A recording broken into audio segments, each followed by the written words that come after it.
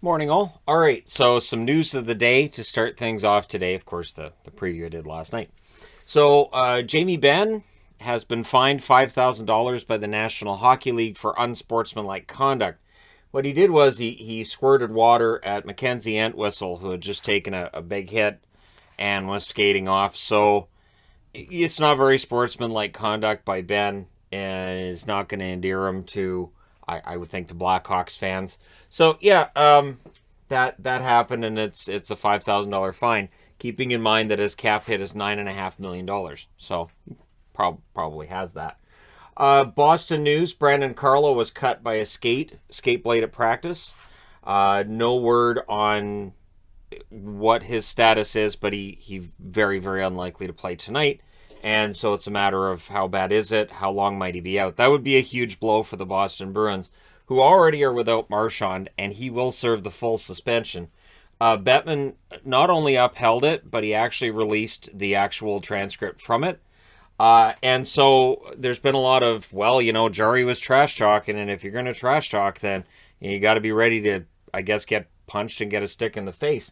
What Jari said was, how about that effing save? So that's what caused Marchand to flip. Something that I'm sure almost every goaltender has wanted to say to almost every player ever. And so, yeah, it's weird, right?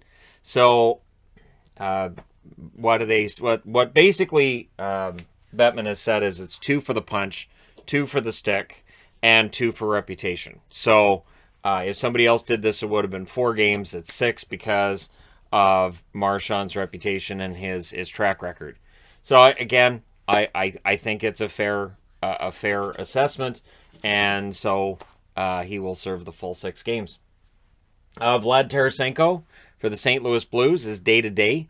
Unspecified what the injury is, but it's day to day, and of course, when it's unspecified, it can become week to week. It can be a big deal, and it can be nothing. It can be the kind of thing that a couple days from now he's like, I'm fine. So we shall see with Tarasenko how long he might be out.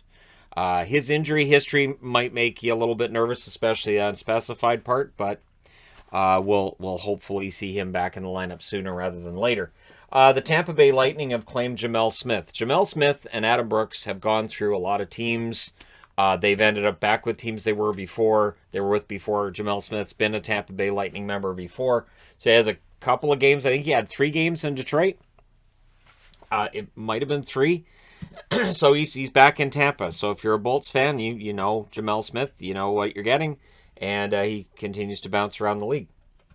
Bunneman and Rask from yesterday, they both cleared. Now, of course, they're not Tampa Bay members, but I thought rather than put a Philly logo and a Minnesota logo there, I would just go ahead and say right here, they both cleared. So that's your waiver wire from yesterday. Cleared up. Gemel Smith being the only one that actually gets claimed. Pierre Dorian talking about the trade deadline and saying he hopes this is the last year that Ottawa is a seller at the deadline. And it's interesting, too, because the last Buffalo broadcast before the one I'm watching now, they talked about how, it's easy to tear it down. It can be really hard to build it back up.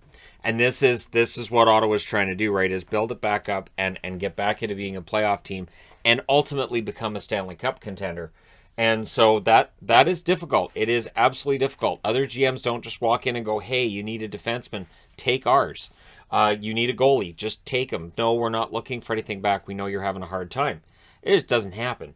So unless in the case of the Montreal Canadiens, you really want Guy Lafleur and you got to get the LA Kings to finish ahead of the California Golden Seals so you get that number 1 pick.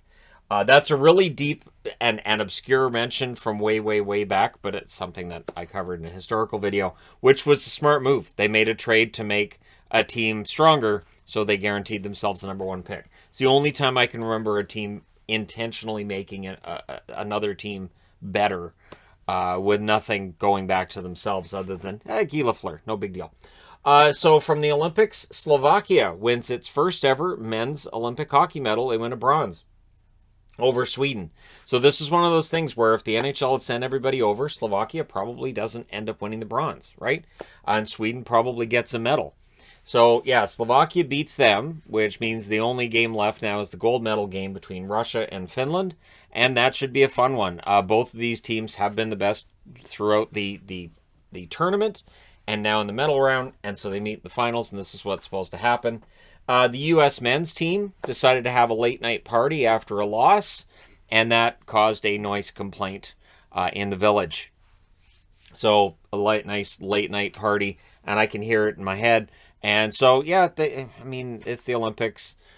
Honestly, there's just less partying at these Olympics than at every other Olympics we've ever had. So, odds are, if this had been at Vancouver, we wouldn't even be hearing about it. Other teams just would have gone and partied with them, and it would have been no big deal. But, yeah, noisy late night party. And so the U.S. men's team ends up with a noise complaint, but not really a huge deal. Just it's one of those Olympic notes, right? All right. Let me know your thoughts in the comment section below as always. Don't forget to hit like and subscribe if you're browsing your way through. You just happened upon this video.